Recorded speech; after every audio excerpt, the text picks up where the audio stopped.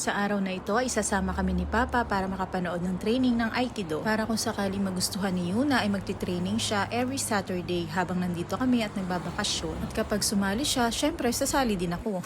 2:00 na nga pala ng hapon at talaga namang katirikan ng araw ang aming paglalakad. Mabuti na lamang at maraming puno sa paligid kaya kahit papaano naman ay presko na rin yung atmosphere. Malapit lang naman ito sa bahay nila kaya naman nilakad lang namin. Ito na nga pala ang pinakamahabang bakasyon namin kaya naman nag-iisip si Mama at si Papa na maaaring pagkaabalahan ni Yuna. Tuwing bakasyon kasi, syempre, lalabas lang kami, mamamasyal lang kaunti, kakain sa labas, pero hindi naman pwedeng sa buong panahon ng bakasyon namin ay lalabas kami lagi. Kaya kailangan ni Yuna ng pagkakaabalahan outdoor. Pero sanay naman kami ni Yuna na lagi nasa bahay. Ako kasi, palagi ako si crochet, si Yuna naman, nagdo-drawing, o di kaya naman ay naglalaro online. Pero tama nga naman, hindi yun maganda sa mental health ng isang bata. At habang nakaupo nga kami dito, ay napansin namin yung pusang itim. Ang cute niya kasi nanonood siya ng mga nag-aikido. At dahil nga mukhang pusa, ako ay gusto ko siyang lapitan at hawakan, kaya lang ay nakakahiya. Kaya naman, pinigilan ko na lang ang aking sarili. Si Daddy nga pala ay nag-aral din ng karate, pati yung papa niya at saka yung kuya niya. At nung high school nga ako ay gusto ko nga sanang sumali ng taekwondo, kaya lang ay hindi ako pinayagan ng papa ko. Ewan ko ba kung bakit. At nung katagalan ay nalaman ko na lamang na nag-aral din pala ng karate yung papa ko. Kasi iniisip niya na hindi ko kaya yung training.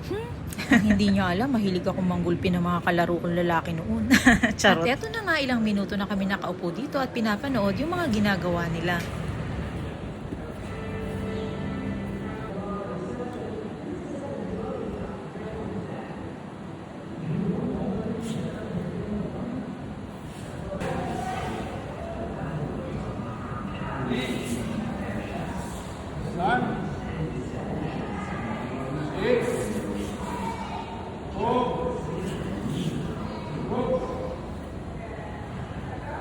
At ayun na nga, makalipas ang halos 1 oras ay umuwi na din kami. Hindi na namin tinapos panoorin yung kanilang training. At wari ko ay hindi sasali ang isang bata dito dahil kung sumali man ito ay gusto niya ay kasama si Daddy. Kaya napagdesisyonan ko na lang na bibili kami ng badminton para maglalaro kami ni Yuna sa labas. At tingnan mo nga naman, napakaraming bunga ng mangga, nakakatakam. Hindi ko nga lang alam kung anong uri ng mangga ba yan. Napakaganda talaga dito sa Singapore kasi yung mga lalakaran mo talaga napakaraming mga halaman at puno. Sa mga susunod na araw nga ay binabala kong mag-walking kasama si Yuna.